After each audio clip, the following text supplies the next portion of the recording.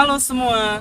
Perkenalkan, kami dari Universitas Nias, Fakultas Keguruan dan Ilmu Pendidikan, Program Studi Pendidikan Bahasa dan Sastra Indonesia, semester 4, mata kuliah magang 1. Dosen pengampu Ibu Riana MPD.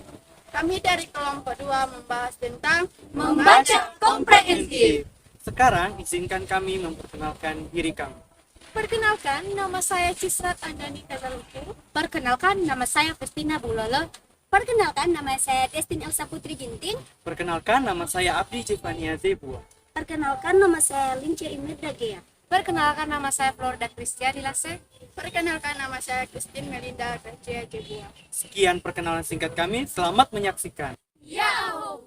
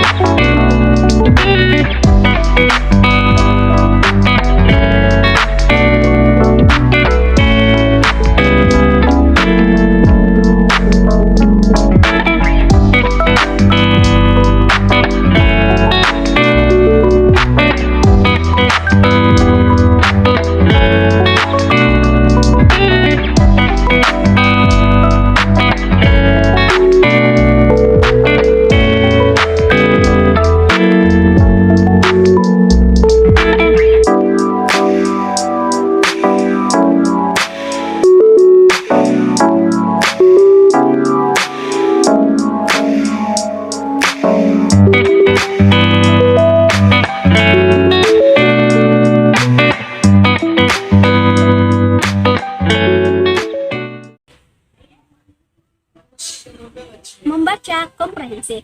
Membaca komprehensif merupakan kegiatan membaca secara menyeluruh. Tentunya teman-teman bertanya, apa sih makna dari kegiatan membaca secara menyeluruh? Nah, kegiatan membaca secara menyeluruh artinya bahwa seseorang memiliki kemampuan atau kompetensi yang memiliki beberapa indikator terperinci. Jika si pembaca membaca sebuah buku, maka ada beberapa makna yang dapat dia tangkap. Untuk menambah wawasan kita mengenai 4 kegiatan membaca tersebut, kami kelompok 2 akan menampilkan bagaimana dan apa maksud dari keempat kegiatan membaca, baik itu membaca kritis, kreatif, sintopis, dan membaca cepat. Silakan menyaksikan video selanjutnya. Baik, saya akan menjelaskan mengenai membaca kritis. Membaca kritis merupakan membaca secara menyeluruh. Seseorang mengambil makna dari sebuah inti bacaan yang telah dia peroleh. Berikut contoh dari membaca kritis. Berikut, saudari kita Elsa Putri Ginti akan menerapkan bagaimana itu membaca kritis.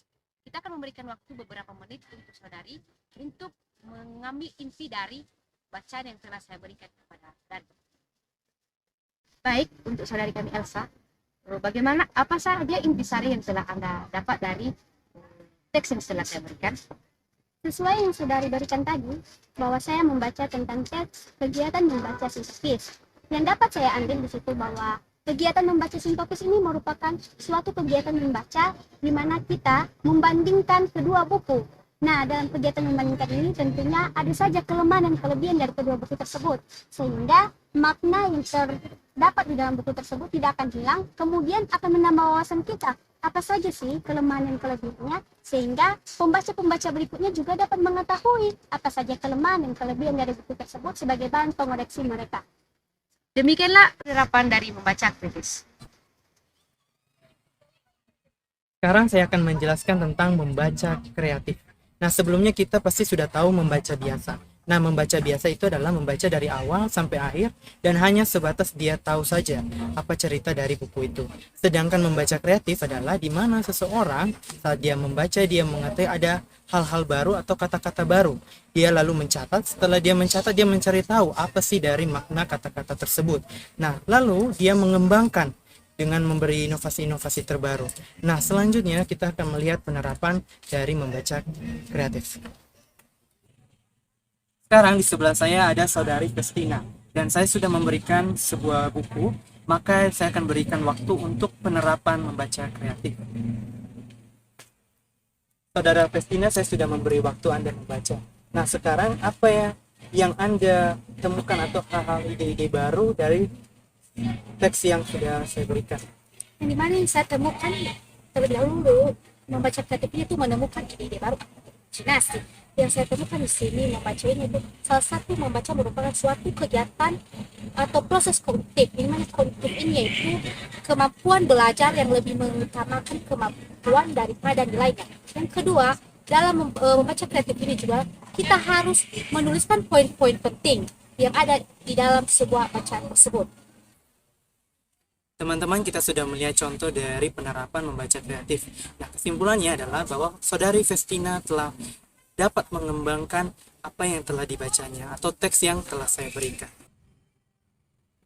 Baik, saya akan membahas tentang membaca sintopis. Pengertian membaca sintopis adalah membanding-bandingkan suatu gagasan atau ide terhadap isi bacaan ataupun teks yang telah kita baca, sehingga nanti dapat menghasilkan ide kita ataupun pendapat kita terhadap hasil bacaan tersebut. Berikut penerapan dari membaca sintopis. Di sebelah saya ada saudari saya Lince. Dia akan penerapan membaca sintopis. Saya akan saudari saya.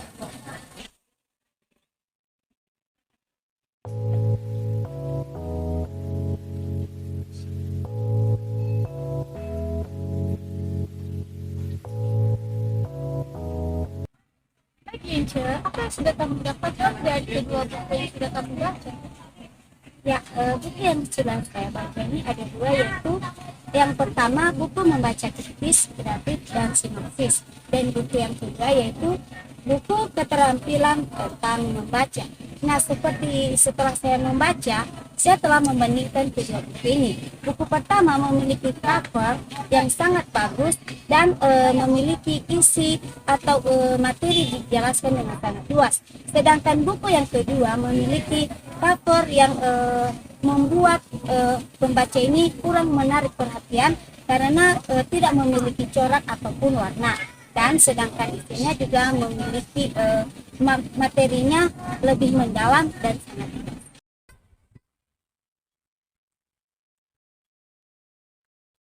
Nah, teman-teman, saat ini saya akan menjelaskan tentang membaca cepat. Apa itu membaca cepat?